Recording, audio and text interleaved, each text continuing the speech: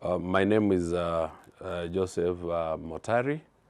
I am the Principal Secretary of the State Department of Social Protection and Senior Citizen Affairs at the Ministry of Labor and Social Protection of the Government of Kenya. It is a pleasure for me to co-present the journey Kenya has been taking to develop the National Positive Parenting Program with child protection specialist from UNICEF Kenya, Ms. Yoko Kobayashi. A key trigger of this initiative was the findings from the 2019 Violence Against Children survey. Kenya is one of the few countries which carried out the repeat survey of the National Representative Survey on Violence Against Children, commonly known as VAC. Compared to our first VAC survey in 2010, the 2019 VAC survey report showed the important progress made, including reduction in childhood physical violence for both females and males, and reduction in childhood sexual violence for females. The 2019 VAC survey, however, highlighted that despite the progress, the prevalence of childhood violence remained high, affecting nearly half of females and more than half of the males. Physical violence at the hands of parents or caregivers was found to be the most common form of childhood violence. In addition, the prevalence of violence, discipline, and psychological aggression was also found to be high, affecting almost half of children.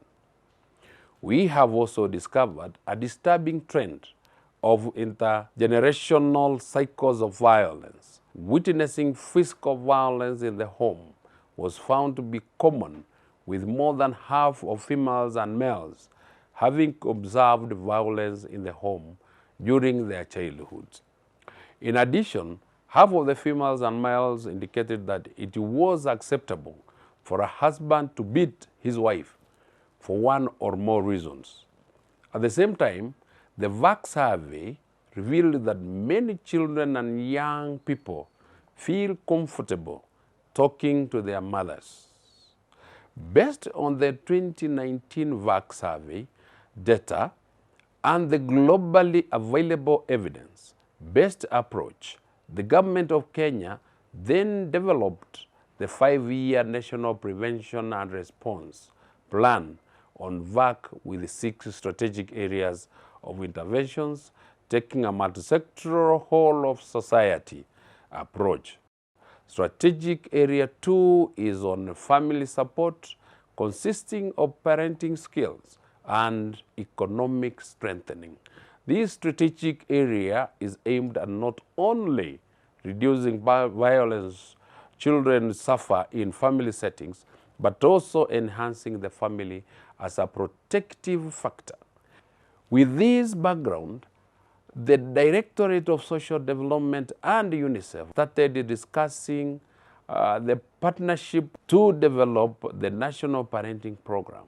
We planned a one-day meeting with the stakeholders engaged in parenting programs in the country with the aim of, 1, taking stock of the parenting program landscape in Kenya, and secondly, identifying an evidence-based parenting curriculum to possibly base the development of the National Positive Parenting Program.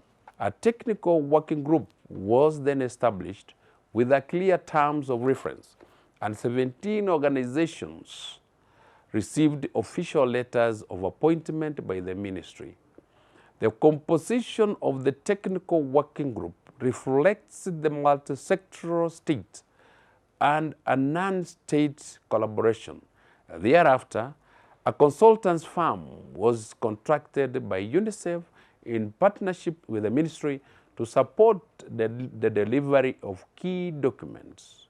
Menstrual International and Prevention Collaborative was selected for this task. One of the first documents we drafted was the National Positive Parenting Guidelines. This was required in order to state the government of Kenya and the civil society's commitment to positive parenting based on existing national policies and plans. Some of the core principles and approaches included parenting through stages of child development, strength based and promotion of resilience, inclusivity. Ubuntu, I am because we are, partnerships and a collaboration, having a gender transformative approach, facilitating meaningful male engagement. 15 modules of the positive parenting module were developed. As you can see, is a holistic package ranging from family relationships, positive communication, self-care, play, and early learning, health and nutrition, family financial planning, along with modules aimed at addressing violence affecting children and all family members. I will now hand over to Ms. Yoko Kobayashi from UNICEF for the next part of the presentation. I thank you. Thank you very much, PS Motari. Lessons learned from the pilot are many, now informing the finalization of the implementation guide of the National Positive Parenting Program. To highlight a few, male engagement still needs to be enhanced. Many reasons were cited, including males' need to earn income for their families and therefore not having enough time to participate in parenting group sessions. One of the ways to mitigate this is having more intense engagement by chiefs, elders, and religious leaders who are considered as role models by many adult males in the community. Another lesson learned was the importance of facilitators' profiles. Their age and marital status affects the acceptability of the training by the parents depending on the context and the target parents or caregiver groups.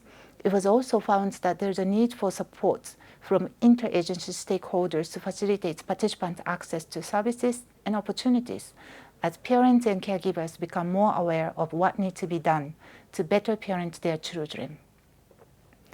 Thank you very much. Let us now hear some testimonies from a parent in Kilifi, Kenya.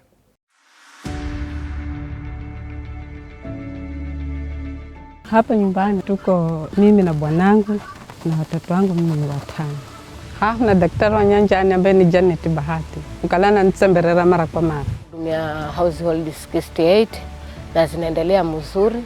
Pia nahakikisha naangalia kama pengine kuna kesi yoyote pale kwa sababu wengine watoto wengine huwa wanadhulumika, wanakuwa neglected. Katika hii household ya Agnes huwa nakuja mara moja kwa mwezi. In case kama kuna matatizo yote ama kuna emergency issues huwa ananipigia. Sasa masuala yangu mimi ama opportunity yangu ni kwenda pale na kuangalia watoto wanaweza kupata zile haki na zinatekelezwa kwa wakati mzuri unaofaa.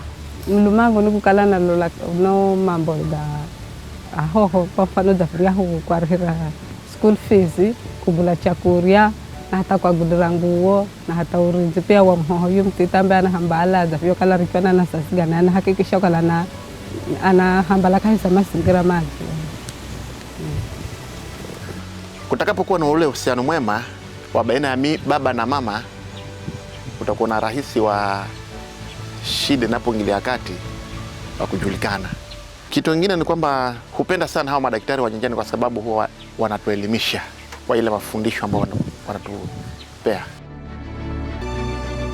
Tenda kazi ile grupu nikuala nafurahikia sana jinsi vile ambavyo napata garo mafundisho nikitaka naanza ngufikiria kugazia mazo na scroll wangu kidogo uhurire na takala ni yakili yangu na screen henda kasi tototo vyaho. To conclude this, I wish to reaffirm the government of Kenya's commitment to the program. The Ministry of Labor and Social Protection will continue to lead the technical working group to finalize the key documents. We will also develop a 5-year roadmap which will indicate an implementation plan using a multi-sectoral platform and roll out the National Positive Parenting Program, with the scalability and sustainability in mind. The Ministry of Labour and Social Protection is proud to note that we have included the National Positive Parenting Program as one of our flagship programs in the next 5-year fourth medium-term plan covering 2023 to 2027.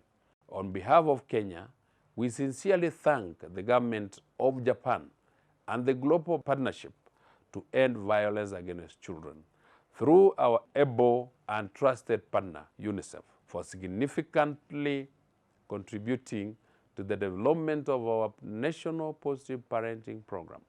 I also wish to acknowledge the tremendous efforts made by the officials in my ministry as well as the technical working group members.